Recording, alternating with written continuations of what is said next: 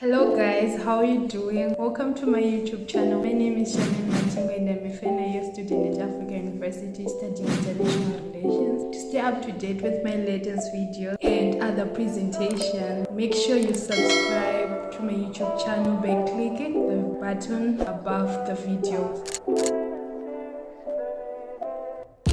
I read an article which was highlighting that there's a link between democracy and development. In this article, the author was emphasizing that for a country to develop, it must democratize first, and this is a critical ingredient for development. I'm telling you this because my objective in this presentation is to highlight this, that there's a link between democracy and development, since there are countries that have not adopted Western democracy, but they are developed.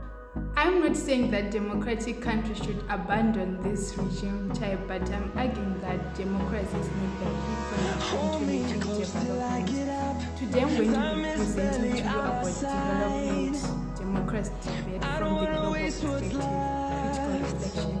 Firstly, in this presentation, I would like to give you the definition of democracy. So democracy is the government for the people, by the people, and this definition is according to Abraham Lincoln. The above definition shows that democracy involves equal participation of citizens in decision-making processes. For example, if a country wants to introduce new laws, the citizens should be consulted before such law is introduced, and the citizens should actively participate in the implementation of the law. The other definition that I'm going to give for democracy is that it is a form of government in which the ruler is elected by the people. In other words, I'm saying that there cannot be democracy without the consent between the ruler and the vote. Some authors define democracy as whereby the citizens have the right to elect the government through free and fair elections. The elected leaders should provide the essentialities of life, such as water, electricity, and I'm just going to mention a few. In this presentation, I would also like to highlight that the word democracy is derived from the Greek word called demokratia, and it was coined from two words, demos meaning people and kratos meaning power or rule. In democracy, the power rests with the people. Next, I would like to focus on the salient features of democracy. There are many salient features of democracy, but in my presentation I'll just focus on 5 features of democracy. The first salient feature of democracy that I would like to highlight is the conduction of regular and free elections, which is open to citizens of voting age. An election is considered free when you can decide whether or not to vote and vote freely for the candidate or party of your choice without fear or intimidation. A free election is also one where you are confident that whom you vote for remains your secret. Fair means all registered political parties have equal rights to contest the election, campaign for voter support, and hold meetings and rallies. Fair election is where all votes are counted and announced results reflect the actual vote totals. Democracy insists that the elected officials are chosen and peacefully removed from the office in free and fair manner. The second salient is that there must be equality.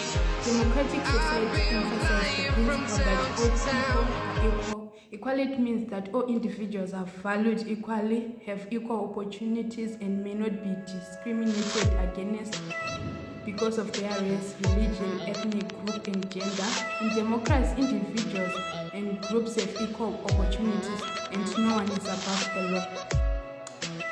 The third salient is accountability. In a democratic, elected and appointed officials have to be accountable to the people.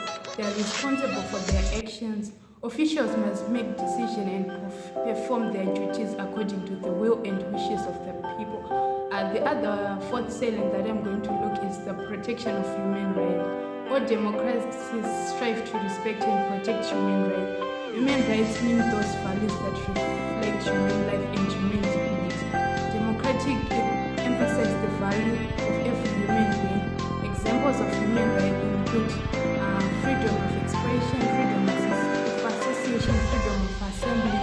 equality and the right to education. The last salient that I'm going to look at is the rule of law.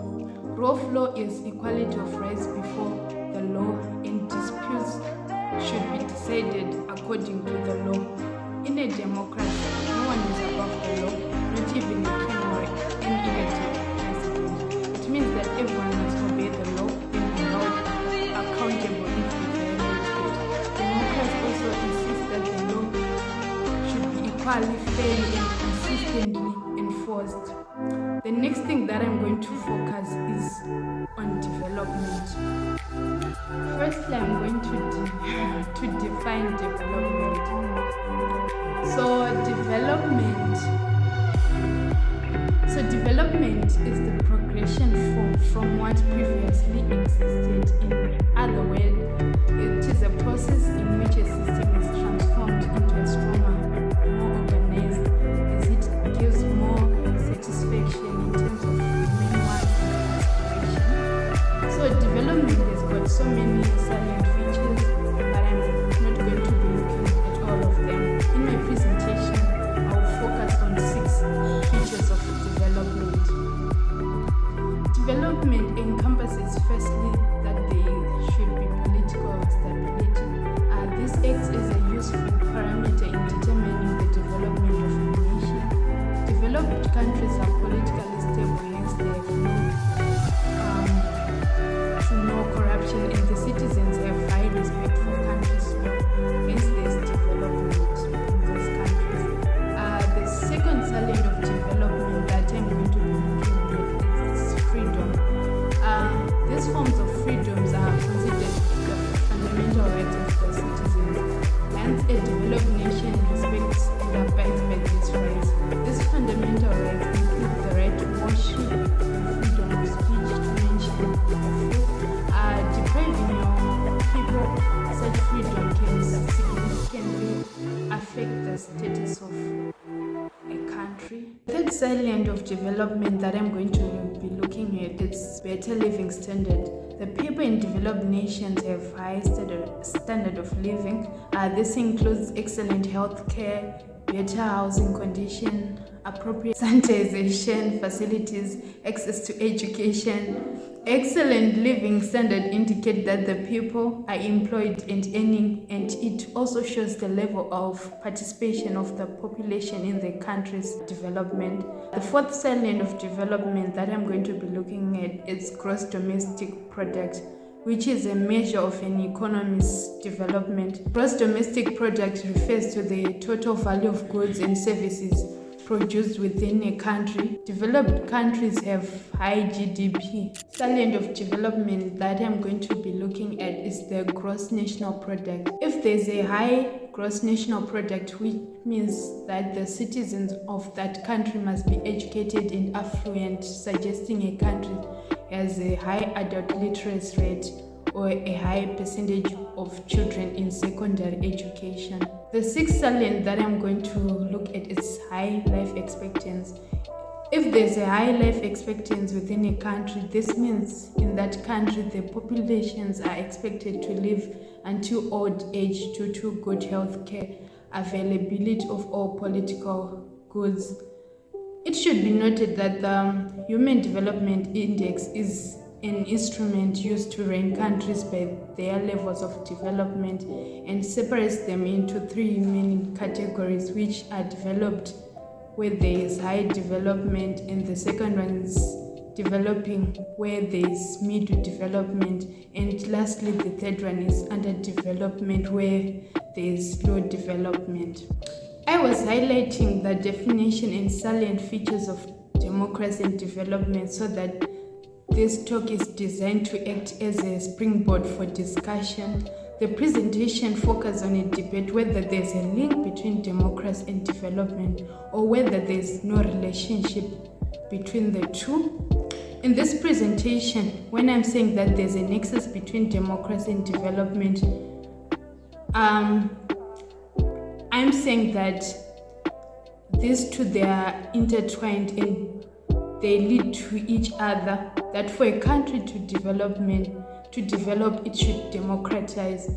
In this presentation, I'm going to show the link between democracy and development, whether democracy is a prerequisite for development or whether development is conducive to democracy. The other side of the debate, we are saying the two concepts are independent and can be achieved without necessarily depending on each other. Hence, there is no relationship between democracy and development. Firstly, I'm going to show that there's a correlation between democracy and development because they both work hand in hand to bring about political stability due to good institution, which then leads to development. Democracy strives for the creation of good institution. It is suggested that entrepreneurial innovation and the accumulation of both physical and human capitals require the presence of right kind of institutions that support the ability and willingness to engage in those productivity activities. It is suggested that entrepreneurial innovation and the accumulation of both physical and human capitals require the presence of right kind of institutions that support the ability and willingness to engage in those productive activities, which is necessary for inducing economic growth and promoting sustainable development. Institutions have to play a critical role in providing incentives for productive activities, and good institutions allow citizen participation. Institutions lay the foundation of development and economic growth. For example, Switzerland is regarded to have better institutions and hence it is developed. Therefore, it provides a stable investment climate. Countries like Eritrea have weak institutions. The country is less developed, hence showing that there is a link between democracy and development. In order for a country to flourish, as people are more concerned with liberty for the sake of social stability and prosperity. Hence, democracy strives for creation of good institutions which facilitates economic. The other point that I'm going to highlight is that there's a strong nexus between democracy and development because this helps to achieve economic stability and prosperity as democracy encourages the protection of human rights. This human rights is formed through free communication, free associations between citizens. When citizens communicate, talk, share their ideas, then development is easier to attain. For example, Botswana, where the citizens are involved in decision making, freedom of association and freedom of expression is nurturing development in this country. Countries like Central Republic, where they are least democratic, there is no room for freedom of speech and decision making of citizens. This is hindering development because people's participation in decision making can ensure accountability. This helps the country to be decisive when solving its own problems. Hence, this shows that there's a link between democracy and development. Hence, this shows a link between democracy and development, as democracy is a precondition for development, and promoting democracy is an approach strategically to reach prosperity, as it strives for protection of human rights. The other point that I'm going to look at is that there's a positive relationship between democracy and development, as this leads to rule of law as opposed by rule by law, which reduces the ills of corruption. Rule of law is equality rights before the law, and disputes should be decided according to the law, whilst rule by law is selection of justice. There's absolute consent of the ruler to there's absolute consent of the ruled to the ruler. When there's rule of law, everyone in society is bound by the law, including the government. The rule of law is important in striving democracy because this reduces corruption in the government. For example, Mauritius, which is regarded as the most democratic country in Africa and is regarded to be the most developed country. The country's chosen path to be democratic country help them to fuel their own progress in providing them better livelihoods for their citizens. The rule of law was one of the drives that led to its own development. Countries like Eritrea and Chad are ranked to be the less developed countries by virtue of being the weakest democracies. Therefore, it is correct that for a country to develop, there should be rule of law as this will reduce the ills of corruption, of which democracy strives for the issue of rule by law as opposed to rule of law. On the other hand, the two concepts are independent and can easily be achieved without necessarily depending on each other. This is so because authoritarian regimes may be better than democratic to promote development, hence showing no correlation between democracy and development. The nature of a political regime may not necessarily determine the rate of economic growth. For example, the East Asian tigers, which include countries like Hong Kong, Singapore, Taiwan, and South Korea. The reason for development in South Korea is because of the reason that the government realized that agricultural production was not the route to economic growth, and yet this resulted in it to produce world-leading products such as the Hyundai, Samsung. Also, Taiwan is the host of factories and manufacturing. The countries are developing because of well-developed infrastructures, relatively well-educated population with existing skills, to mention a few. Therefore, this shows that countries that are economically developed are not democratic, hence showing that the type of regime type is not the precondition for developing countries to reach development. Also, the issue of colonization domination was not democratic, and hence it gave birth to development. The African slaves were being destined to work on American plantations. These plantations produced products such as sugar and tobacco. Africans became a labor force, of which labor is one of the pillars of economic development, which increases productivity. There was shortage of labor, of which it is necessary in economic development. Human labor allowed them to develop their societies at the expense of Africa. The slave trade led to the depopulation that stifled African creativity and production. It also hampered social progress by the removal of cities. For example, Britain's slave trade helped to fuel industrial investment, as enslavement of Africans was essential for industrial revolution.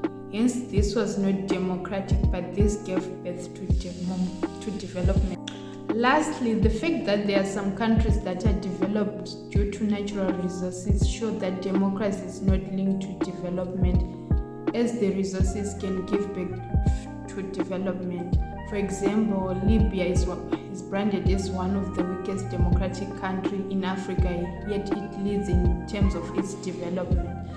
This is because the country has abundant resources to promote development. The natural resources boost the economy by increasing a country's production capacity. Libya is rich in natural resources such as petroleum, natural gas, gypsum, and oil. For a country to develop, the existence of natural resources is essential, and a country with deficit resources will not be able to develop rapidly. Also, Norway produces natural gas and oil and is developed. Natural resources generate additional wealth which is necessary in a country. Hence, this shows that development can be achieved through natural resources. And that brings me to the end of my presentation. Let me give you a summary of what I've been talking about over the last minutes. That there is no link between democracy and development, since there are countries like the Asian tigers which are authoritarian regimes, but they are developed. Hence, this shows that a country can develop without necessarily being democratic. On the other hand, one can say that there's a link between democracy and development. This is so because democracy is the prerequisite of development, hence they work hand in hand. Democracy fosters social and economic development outcome, and it is a necessary ingredient for economic development to be fostered in a country. For a country to successfully develop, therefore, it should offer democracy. That, ladies and gentlemen, was what I wanted to share with you. Thank you for listening. Bye.